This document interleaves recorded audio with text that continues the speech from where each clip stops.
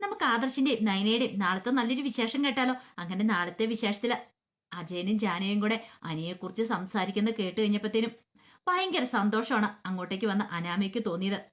അനിയെ കണ്ടില്ലേ, അവൻ എതിലോടെയും പോയാൽ മതിയായിരുന്നു, രക്ഷപ്പെട്ടു എന്നൊരു ചിന്തയൊക്കെയായിരുന്നു. ഈ സമയത്ത് ജാനകി ഭയങ്കര സങ്കടത്തോടുകൂടി അജയനോട് പറഞ്ഞു, എങ്ങോട്ട് പോയെന്ന് അറിയത്തില്ലോ, അവനെയാണ് വിളിച്ചിട്ട് കിട്ടുന്നില്ലെന്ന് പറയാം. അജയൻ പറഞ്ഞു, നീ ഒന്ന് ടെൻഷൻ അടിക്കാതിരിക്കാൻ പറയണം. എനിക്കെന്തോ പേടി തോന്നുന്നുണ്ട് അജയേട്ടാ. സാധാരണഗതിയിൽ അവൻ എവിടെ പോയാലും പറഞ്ഞിട്ട് പോകുന്നവനാ, ഇപ്പൊ പറഞ്ഞിട്ട് പോകുന്നില്ലല്ലോ എന്ന് പറയണം. അപ്പോഴേക്കും അനാമിക ഒന്നും അറിയത്തില്ലാത്ത മട്ടിൽ അങ്ങോട്ടേക്ക് വരുവാണ്. അനാമിയെ കണ്ടു കഴിഞ്ഞപ്പോഴത്തേനും ജാനകി ചോദിച്ചു, അല്ല മോളെ, മോളോട് എന്തേലും പറഞ്ഞായിരുന്നെന്ന് ചോദിക്കും. എന്നോട് എന്ത് പറയാനാമേ? അല്ലെങ്കിലും നേർക്ക് നേർ കൂട്ടിമുട്ടിയാൽ പോലും അവൻ എന്നോട് മിണ്ടത്തില്ല. പിന്നെ ആകെപ്പാടെ സംസാരിക്കുന്ന എപ്പോഴാന്ന് വെച്ചാൽ ഞാനുമായിട്ട് വഴക്കടിക്കാൻ വേണ്ടി മാത്രം. പിന്നെ എങ്ങനെയാ അവൻ എന്നോട് പറഞ്ഞിട്ട് പോന്നേ? അല്ലെങ്കിലും അവൻ എപ്പോഴും പോകുന്ന ആ നന്ദു എന്ന് പറയുന്നവളെ കാണാനല്ലേ? ആ നന്ദുവിനോട് തന്നെ ചോദിച്ചു നോക്ക്, അവളുടെ അടുത്ത് ചിലപ്പോൾ കാണുമെന്ന് പറയണം. അത് കേട്ടുകഴിഞ്ഞപ്പോൾ ജാനകി പറഞ്ഞു, അത് ശരിയാ ചേട്ടാ, മിക്കവാറും അവളെ കാണാൻ പോയിട്ടുണ്ടായിരിക്കും, ഫോൺ ഓഫ് ചെയ്ത് വെച്ചിട്ട് അവളുടെ അടുത്തായിരിക്കും എന്ന് പറയണം. അങ്ങനെയാണ് അവനിങ്ങോട്ട് വരട്ടെ, ഞാൻ കാണിച്ചു കൊടുക്കുന്നുണ്ടെന്നൊക്കെ പറയണം. അപ്പോഴേക്കും അജയൻ പറഞ്ഞു, ദേ വെറുതെ നീ എഴുതാപ്പുറം വായിക്കരുത് ജാനകി, അതിന്റെ ആവശ്യമൊന്നും അവനില്ല. ഫോൺ ഓഫ് ചെയ്ത് വെച്ചിട്ട് നന്ദുവിന്റെ അരിയിൽ പോയിരിക്കേണ്ട കാര്യമൊന്നുമില്ല. പിന്നെ നീ ഉദ്ദേശിക്കുന്ന പോലെ ഒന്നും അല്ല കാര്യങ്ങള്, വെറുതെ നന്ദുവിനെ കുറ്റപ്പെടുത്താൻ നിൽക്കണ്ടെന്ന് പറയാം. അപ്പോഴേക്കും അനാമിക പറഞ്ഞു, അച്ഛൻ എന്തിനാ നന്ദുവിനെ കുറിച്ച് പറയുമ്പോ അവളുടെ പക്ഷം ചേർന്ന് പറയണെന്ന് ചോദിക്കാം. ദേ അനാമികെ, ഒരു കാര്യം ഞാൻ പറഞ്ഞേക്കാം, വെറുതെ എരുതിയിൽ എണ്ണ ഒഴിക്കാൻ നീ വന്നേക്കരുത് എന്നും പറഞ്ഞുകൊണ്ട് ദേഷ്യപ്പെട്ട് അജയൻ അങ്ങോട്ടേക്ക് പോകുക. ഈ സമയത്ത് അനാമിക എന്നിട്ട് ജാനകിയോട് പറഞ്ഞു, കണ്ടില്ലേ, അച്ഛനും എല്ലാം അവളുടെ ഭാഗത്താ, നന്ദുവിന്റെ ഭാഗത്ത്. എന്നെ ആർക്കും കണ്ണെടുത്താൽ കാണത്തില്ല. ഞാനിവിടെ അനിയുടെ ഭാര്യയായിട്ട് ഇരിക്കുന്ന പോലും ആർക്കും ഇഷ്ടമില്ലെന്ന് പറയണം. അതൊക്കെ മോളുടെ തോന്നലല്ലേ, ഞാനില്ലേ മോൾക്ക്, മോള് വിഷമിക്കേണ്ട കാര്യമൊന്നുമില്ല. അവനിങ്ങോട്ടേക്ക് വരട്ടെ, അവനോട് ഞാൻ കാര്യങ്ങളൊക്കെ ചോദിച്ചോളാം. പിന്നെ ഇതിങ്ങനെ വിട്ടിട്ട് കാര്യമില്ല, നിങ്ങൾ തമ്മിൽ എത്രയും പെട്ടെന്ന് കോംപ്രമൈസ് ആണ്, രമ്യതയിൽ മുന്നോട്ട് ജീവിച്ചു പോകണം എന്നൊക്കെ ഇങ്ങനെ ജാനകി പറയാണ്. അതും പറഞ്ഞ് ജാനകി അങ്ങോട്ട് പോയി കഴിഞ്ഞപ്പോൾ അനാമിക വിചാരിച്ചു, കൊള്ളാം, സൂപ്പറായിട്ടുണ്ട്. ഇവരിങ്ങനെ പറഞ്ഞ ഉടനെ താൻ അവന്റെ പിന്നാലെ പോകാൻ പോലെ, അവനുമായിട്ട് ഒന്നിച്ച് ജീവിക്കാൻ പോലെ, വേറെ പണിയൊന്നുമില്ല എന്നൊക്കെ ഇങ്ങനെ അനാമിക മനസ്സിൽ കരുതുവാണ്. ഈ സമയത്ത് നന്ദു ഭയങ്കര ടെൻഷനില്ല. കാരണം ഒരു വിവരവും കിട്ടിയിട്ടില്ല. അവന്റെ മൊബൈൽ ഫോൺ സൈബർ സെല്ലിന് കൊടുത്തെങ്കിലും ഒരു വിവരം അവരും വിളിച്ചു പറഞ്ഞിട്ടില്ല. അപ്പൊ എന്ത് ചെയ്യും ഇനിയിപ്പൊ? അവിടെ എങ്ങോട്ട് പോയി, എങ്ങനെ പോയെന്നും അറിയത്തില്ല. അപ്പോഴേക്കും എസ് ഐ സ്കറിയ അങ്ങോട്ട് വരുവാണ്. സ്കറിയല്ല, സക്രിയ അങ്ങോട്ടേക്ക് വരുവാണ്. സക്രിയ വന്നു കഴിഞ്ഞപ്പോ നന്ദി ചോദിച്ചു, വല്ല വിവരവും കിട്ടിയെന്ന് ചോദിക്കുക. ഇല്ല മാഡം, കിട്ടിയില്ല എന്ന് പറയണ. അത് കേട്ട് കഴിഞ്ഞപ്പോ നന്ദു പറഞ്ഞു, എവിടെ പോയി എങ്ങനെ പോയെന്ന് അറിയത്തില്ല, മനസ്സിന് കട്ടിയില്ലാത്തവൻ അവനെന്ന് പറയണം. അല്ല മാഡം, കുറെ നാളായാലും മാഡത്തിന്റെ പിന്നാലെ നടക്കാൻ തുടങ്ങിയിട്ട്. ഇത് കേട്ട് കഴിഞ്ഞപ്പോ നന്ദു പറഞ്ഞു, എന്ത് ചെയ്യാൻ പറ്റും, അവൻ എന്നെ ഇഷ്ടമായിരുന്നു, പക്ഷെ പറഞ്ഞിട്ട് കാര്യമില്ല, അതൊക്കെ അങ്ങനെ സംഭവിച്ചു പോയി. ഇനിയിപ്പം അതിനെക്കുറിച്ച് നമ്മൾ അങ്ങോട്ടും ഇങ്ങോട്ടും പറഞ്ഞിട്ട് എന്താവാനാ? എത്രയും പെട്ടെന്ന് അവനെ കണ്ടെത്താൻ നോക്കണം. അവനൊരിക്കലും അങ്ങനെ മദ്യപിക്കുന്നവനല്ല. അന്ന് കണ്ടില്ലായിരുന്നു ഒരു ദിവസം നമ്മുടെ മുന്നിലേക്ക് മദ്യപിച്ചു വന്നേ? അതെന്തുകൊണ്ടാണെന്നറിയാവോ? അവൻ എന്നോടുള്ള സ്നേഹം കൊണ്ട് വന്ന അത്. പക്ഷെ അത് മനസ്സിന് കട്ടിയില്ലാത്തതുകൊണ്ടൊക്കെ തന്നെയാണ് അവന് എന്നെ വിളിച്ചിട്ട് ഞാൻ കോൾ എടുത്തില്ലെങ്കിൽ അവനത് വിഷമം ഉണ്ടാക്കുന്ന കാര്യമാണ്. പക്ഷെ എന്ത് ചെയ്യാൻ പറ്റും, നമുക്ക് ഏതിനൊരു പരിധിയില്ലേ എന്നൊക്കെ പറഞ്ഞുകൊണ്ട് നന്ദു മനസ്സ് തുറക്കുവാണ് സക്കറിയുടെ മുന്നിൽ. സക്കറിയക്ക് മനസ്സിലായി, കാരണം നന്ദു അവനും തമ്മിലുള്ള ബന്ധം എന്താ, എങ്ങനെയുള്ളതാന്നൊക്കെ, പിന്നെ എന്തുകൊണ്ടാണ് അവനിങ്ങനെ പിന്നാലെ നടക്കുന്നതെന്നും. കാരണം നന്ദു എന്ന് പറഞ്ഞാൽ നല്ലൊരു പെൺകുട്ടിയാണ്. കാരണം ഇതിനു മുമ്പ് ഇവിടെ കുറെ എസ് ഐമാരൊക്കെ വന്നിരുന്നിട്ടുണ്ട്. പക്ഷെ അതുപോലെയൊന്നും അല്ല നന്ദുവിന്റെ സ്വഭാവം. നേരെ വാ നേരെ പോകുന്നുള്ള ഏതൊരു ചെറുപ്പക്കാരനും ഇഷ്ടപ്പെടുന്നൊരു സ്വഭാവമാണ്. പിന്നെ അവന് ഇവളെ ഇഷ്ടപ്പെട്ടിട്ടുണ്ടെങ്കിൽ ഒരു കാരണവശാലും വിട്ട് കളയേണ്ട തയ്യാറാവത്തില്ല. പക്ഷെ ഇന്ന് അവന്റെ മനസ്സിൽ അത്രമാത്രം ടെൻഷൻ ഉണ്ടായിട്ടായിരിക്കും അവൻ എങ്ങോട്ടെങ്കിലും പോയിട്ടുണ്ടായിരിക്കുക. പിന്നീട് സക്കറിയെ സമാധാനിപ്പിച്ചു, സാരമില്ല മാഡം, എന്താണെങ്കിലും എവിടെയെങ്കിലും കാണുമായിരിക്കും, ഒരുപക്ഷെ ഫ്രണ്ട്സിന്റെ അടുത്തെങ്ങാനും വല്ല ഇരിക്കുന്നുണ്ടോ.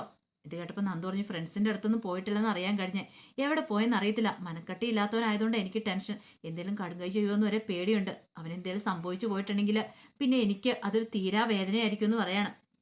പിന്നീട് സക്കരയോട് പറഞ്ഞു, ഒരു കാര്യം ചെയ്യാം, എത്രയും പെട്ടെന്ന് എവിടെയൊക്കെ അന്വേഷിക്കാൻ പറ്റുമോ അവിടെയൊക്കെ അന്വേഷിക്കാൻ പറയാണ്. അങ്ങനെ നന്ദു കുറെ സ്ഥലങ്ങളൊക്കെ പറഞ്ഞു കൊടുക്കുവാണ്. സാധാരണഗതിയിൽ അനി പോകാനുള്ള കുറെ സ്ഥലങ്ങളും കാര്യങ്ങളൊക്കെ പറഞ്ഞു കൊടുക്കുവാണ്. ആ സമയത്ത് നയനെ കനകയെ വിളിക്കുവാണ്. കനകയെ വിളിച്ച് സംസാരിച്ചതിന് ശേഷമാണ് അനിയെക്കുറിച്ച് പറയണേ. അനിയെക്കുറിച്ച് കേട്ട് കഴിഞ്ഞപ്പോഴത്തേനും കനക പറഞ്ഞു, അവനെ കണ്ടില്ലെന്ന് ചോദിക്കുക. കണ്ടില്ലമ്മേ, ഇതുവരെയായിട്ടും കണ്ടിട്ടില്ല, ഞങ്ങളൊക്കെ അന്വേഷിക്കുന്നുണ്ട്, ഫോണും സ്വിച്ച് ഓഫ് ചെയ്ത് വെച്ചിട്ട് എവിടെയോ പോയിരിക്കുമോ എന്ന് പറയണം. ഇത് കേട്ട് കഴിഞ്ഞപ്പോൾ കനക പറഞ്ഞു, ദൈവമേ, ഞാനാണെങ്കിലോ നന്ദുവിനോട് പറയുകയും ചെയ്തു അവനോട് ഇച്ചിരി ദേഷ്യപ്പെട്ട് അങ്ങ് സംസാരിക്കാൻ. നന്ദു ഒന്നും പറയാത്തോണ്ടാ അവനിങ്ങനെ പിന്നാലെ വരണേന്ന്. ദൈവമേ, ഇനിയിപ്പം ഇതിന്റെ പേരിൽ എന്തൊക്കെ പ്രശ്നങ്ങളാ ഉണ്ടാവാൻ പോകുന്നേ. അവനാണെങ്കിലോ ഒരു മനക്കരുത്തില്ലാത്തവനാ. ഇതൊക്കെ എല്ലാവർക്കും അറിയാവുന്ന കാര്യമാണ്. കാരണം എനിക്ക് മനക്കെട്ടിയില്ല, നിസ്സാര കാര്യം മതി അവൻ പെട്ടെന്ന് വല്ലാതെ ടെൻഷനാവും. അതൊക്കെ അറിയാവുന്നതുകൊണ്ട് എല്ലാവർക്കും അവന്റെ കാര്യം ഓർത്തിട്ട് നല്ല ബുദ്ധിമുട്ടും കാര്യങ്ങളൊക്കെ ഉണ്ടായിരുന്നു. അങ്ങനെ കോള് കട്ട് ചെയ്ത് കഴിഞ്ഞിട്ട് കനക വന്ന് ഗോവിന്ദനോട് കാര്യങ്ങളൊക്കെ പറയണം. ഗോവിന്ദേട്ടാ, ഇനിയിപ്പോൾ എന്ത് ചെയ്യണമെന്ന് അറിയത്തില്ലല്ലോ. ഗോവിന്ദൻ പറഞ്ഞ് എന്ത് ചെയ്യാൻ പറ്റും, ഇനിയിപ്പം അന്വേഷിക്കാം, അല്ലാതെ ഇപ്പം എന്ത് ചെയ്യാനാ. ഒരുപക്ഷെ ഫ്രണ്ട്സിൻ്റെ അടുത്ത് പോയിട്ടുണ്ടായിരിക്കും. അല്ല, എന്നാലും ഫോൺ സ്വിച്ച് ഓഫ് ചെയ്ത് വെക്കേണ്ട കാര്യമില്ലല്ലോ, അല്ലെങ്കിൽ പരിധിക്ക് പുറത്താക്കേണ്ട കാര്യമില്ലോ എന്ന് പറയാം. അത് ശരിയാ കനകെ, എങ്ങാനും എന്തെങ്കിലും സംഭവിച്ചു പോയിട്ടുണ്ടെങ്കിൽ നമ്മളുടെ മോൾക്ക് അത് പിന്നെ ഒരു വേദനയായിട്ട് മാറില്ലേ. അവൾക്ക് മാത്രമാണോ, നമ്മുടെ കാര്യമൊന്നും ഓർത്തു വയ്ക്കേ. നമ്മളും കൂടെ അല്ലേ അങ്ങനെ പറഞ്ഞിട്ടല്ലേ നന്ദു അവനോട് അങ്ങനെയൊക്കെ പെരുമാറിയത്. ഒരു പക്ഷെ അങ്ങനെയൊന്നും നമ്മൾ പറഞ്ഞില്ലായിരുന്നെങ്കിൽ നന്ദു കണ്ണടച്ച് വിടത്തോ ഉണ്ടായിരുന്നുള്ളൂ.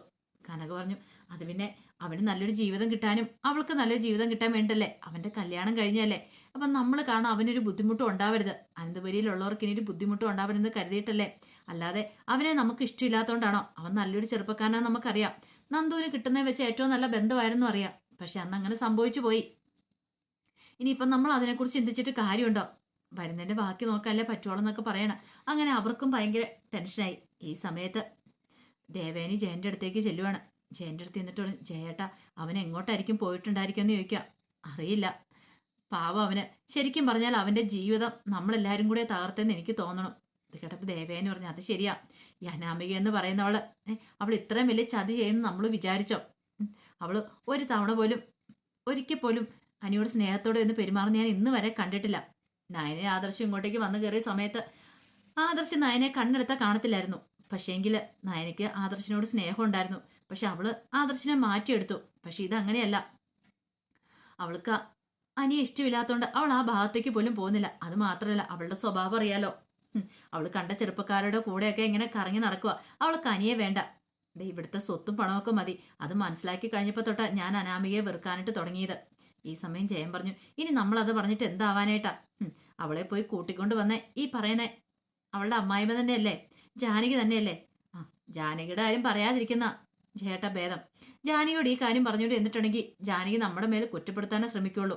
കാരണം നന്ദു കാരണം, അല്ലെങ്കിൽ ഇങ്ങനൊരു പ്രശ്നം ഉണ്ടായത് അനാമികയെ അനിയും തമ്മിൽ അകന്നു കഴിയുന്നതിന് കാരണം നന്ദു എന്ന് പറയും.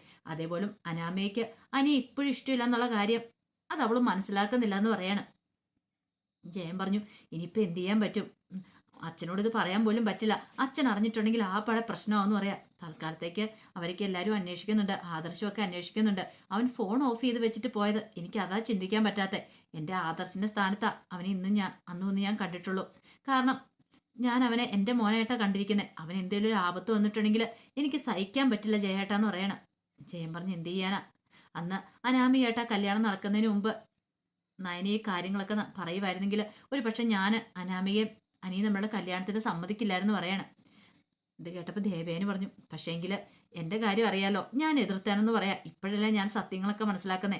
അന്ന് പക്ഷെ എനിക്ക് നയനമോളോടും എല്ലാവരുടെയും എതിർപ്പല്ലായിരുന്നു ജയേട്ടാ. പക്ഷെ ഇപ്പോഴായിരുന്നെങ്കിൽ ഇന്നായിരുന്നെങ്കിൽ ഉറപ്പായിട്ട് ഞാൻ അവരുടെ കല്യാണം നടത്തി കൊടുത്തേനെന്ന് പറയാം. ജയൻ പറഞ്ഞു, ഇനി ഇപ്പം അതിനെക്കുറിച്ചൊന്നും പറഞ്ഞിട്ട് കാര്യമില്ലോ എന്ന് പറയാണ്. എല്ലാവർക്കും ഭയങ്കര വിഷമമായിരുന്നു. ഈ സമയത്ത്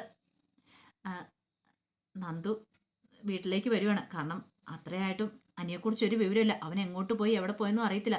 എല്ലാവരും നാനാ വഴിക്ക് അന്വേഷിക്കുന്നുണ്ട്. അങ്ങനെ നന്ദു വന്നു കഴിഞ്ഞപ്പോഴത്തേനും കനക എന്നിട്ടിച്ചു, എന്തായി മോളെ, അവനെക്കുറിച്ചുള്ള ഒരു വിവരവും കിട്ടിയോന്ന് ചോദിക്കാം. നന്ദു പറഞ്ഞു, ഇല്ലമ്മേന്ന് പറയണം.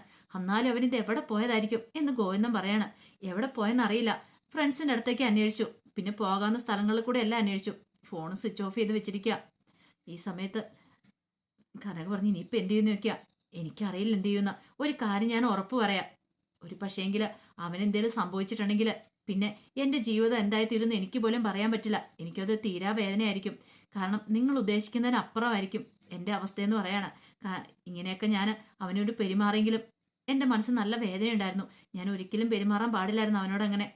ഞാൻ പോലീസ് സ്റ്റേഷന് മുന്നിൽ വെച്ച് എല്ലാവരും നോക്കി നിൽക്കുകയാണ്. ഞാൻ അവനെ ചീത്ത പറഞ്ഞ് അവൻ എന്നിൽ നിന്ന് അത് ഒരിക്കലും പ്രതീക്ഷിച്ചിട്ടില്ലാന്ന് തോന്നേ. ഇത്രയും കാലം അവൻ എൻ്റെ പിന്നാലെ വന്ന പോലെ തന്നെയാണ് വന്നത്. പക്ഷേ എല്ലാവരും കൂടെ എന്നെ കുറ്റപ്പെടുത്തി കഴിഞ്ഞപ്പോൾ എനിക്ക് സഹിച്ചില്ലമ്മേ. ഞാൻ അതുകൊണ്ട് ചെയ്തു പോയതാ. ഇനി അവനെ കാണുവാണെങ്കിൽ ഒരിക്കലും ഞാൻ അങ്ങനെയും ചെയ്യത്തില്ല. കാരണം ഇപ്പം ഈ കുറച്ച് സമയമായിട്ട് ഞാൻ അനുഭവിക്കുന്ന വേദന അതെനിക്ക് ആരോടും പറയാൻ പോലും പറ്റില്ല. അവന് ഞാൻ തമ്മിലുള്ള ബന്ധം എന്താണെന്ന് ഒരു പക്ഷെ നിങ്ങൾക്ക് ആർക്കും മനസ്സിലാവില്ലായിരിക്കും. ഞാൻ അവനോട് പുറമേ എതിർപ്പ് കാണിച്ചാലും എൻ്റെ മനസ്സിൽ അവനോട് സ്നേഹം ഉണ്ടെന്ന് പറഞ്ഞിട്ട് നന്ദു അങ്ങോട്ട് കയറി പോവാണ്. ഒരു നിമിഷം കനയും ഗോവിന്ദനൊക്കെ ഞെട്ടിപ്പോയി. കാരണം ഇത്രയ്ക്ക് തുറന്നു പറഞ്ഞിട്ട് പോകുന്ന അവരും പ്രതീക്ഷിച്ച കാര്യമല്ല. കന പറഞ്ഞു, ഞാൻ അപ്പോഴേ പറഞ്ഞില്ലേ ഗോവിന്ദേട്ടാ, ഉം, അവളുടെ മനസ്സിൽ ഇപ്പോഴും അനിയുണ്ട്. അനിക്ക് എന്തെങ്കിലും സംഭവിച്ചിട്ടുണ്ടെങ്കിൽ നന്ദു എന്ത് ചെയ്യുമെന്ന് പോലും അറിയില്ല. അറിയാലോ, അനിയുടെ കല്യാണം കഴിഞ്ഞ സമയത്ത് അവൾ ആറ്റിച്ചാടി ആത്മഹത്യ ചെയ്യാൻ ശ്രമിച്ച, ഇനി അങ്ങനെ എന്തെങ്കിലും സംഭവിച്ചിട്ടുണ്ടെങ്കിലോ എൻ്റെ ഭഗവാനെ ഒന്നും വരുത്തല്ലേ എന്ന് പറഞ്ഞുകൊണ്ട് അവര് പ്രാർത്ഥിക്കുകയാണ്. പക്ഷെ പ്രാർത്ഥിച്ചിട്ട് കാര്യമുണ്ടോ? ചെയ്യാനൊക്കെയുള്ള ചെയ്ത് കഴിഞ്ഞില്ലായിരുന്നോ? പക്ഷെ അനി ഇങ്ങനെ വീട് വിട്ടു പോകുന്നോ, ആ, അനി ഇങ്ങനെ ഒരു കാര്യം ചെയ്യുമെന്ന് നന്ദു ഒരിക്കലും പ്രതീക്ഷിച്ചിട്ടുണ്ടായിരുന്നില്ല. ആ സമയത്ത് അനാമയ്ക്ക് ഭയങ്കര സന്തോഷമായിരുന്നു. അനാമയ്ക്ക് വീട്ടിലേക്ക് വിളിച്ച് ഈ കാര്യങ്ങളൊക്കെ പറയുന്നുണ്ട്. അവനെ കാണുന്നില്ല, ഇവിടെ എല്ലാവരും നല്ല ടെൻഷനിലാന്ന്. ആ സമയം രേവതി പറഞ്ഞു, മോളെ ഇതൊരു സുവർണ അവസരമാന്ന് പറയണ, നീ ഇതെല്ലാം ആ നന്ദുവിന്റെ തലയിലേക്ക് അങ്ങോട്ട് കെട്ടിവെച്ചോ, കാര്യങ്ങൾ കുറച്ച് എളുപ്പം. പിന്നെ അവൻ വന്നാൽ എന്താ വന്നില്ലെങ്കിൽ എന്താ, നിന്നെ സംബന്ധിച്ചിടത്തോളം നിന്നെ ബാധിക്കുന്ന കാര്യമല്ലോ എന്ന് പറയും. ഇത് കേട്ട് കഴിഞ്ഞപ്പോൾ അനാമി പറഞ്ഞു, അത് ശരിയാ, അവൻ വരാതിരുന്നാലും എനിക്ക് ഒരു കുഴപ്പമില്ല. ഇനിയിപ്പോൾ അവൻ ചത്തുപോയാലും കുഴപ്പമില്ല. അവൻ ചത്തുപോയിട്ടുണ്ടെങ്കിൽ അവന്റെ നിയമപരമായിട്ടുള്ള ഭാര്യ ഞാനല്ലേ, അവന്റെ സ്വത്തുക്കൾ ഒക്കെ എനിക്ക് കിട്ടുമെന്ന് പറയാണ്. അങ്ങനെയാണെങ്കിൽ പിന്നെ എനിക്ക് സുഖമായിട്ട് വേറെ ജീവിതം പോയി ജീവിക്കാം എന്നൊക്കെ അനാമിക പറയാ. അനാമികയുടെ മനസ്സിലിരിപ്പൊക്കെ പുറത്തിയാടുവാണ്. ഈ സമയം ആദർശം അതിനെ നല്ല ടെൻഷനില്ല. കാരണം അന്വേഷിക്കാവുന്നിടത്തൊക്കെ അന്വേഷിച്ചിട്ട് അനിയെക്കുറിച്ച് ഒരു വിവരവും കിട്ടിയിട്ടില്ല. ഇനിയിപ്പോൾ എന്ത് ചെയ്യും, അവൻ എവിടെ പോയി എന്ത് ചെയ്യണമെന്ന് അറിയത്തില്ലാതെ എല്ലാവരും വല്ലാതെ പ്രതിസന്ധിയില്ല. പിന്നീട് ആദർശം പറഞ്ഞു, ഒരു പക്ഷേങ്കിൽ നമ്മൾ ഇത്രയ്ക്ക് കുറ്റപ്പെടുത്തേണ്ട കാര്യമില്ലായിരുന്നു അനിയെ. നന്ദുവും കൂടെ അങ്ങനെ പറഞ്ഞു കഴിഞ്ഞപ്പോഴത്തേനും അവന് സഹിക്കാൻ പറ്റാത്തതുകൊണ്ട് അവനിങ്ങനെ ഒരു ചിലപ്പം എങ്ങോട്ടേലും ഇറങ്ങി പോയിട്ടുണ്ടായിരിക്കുക.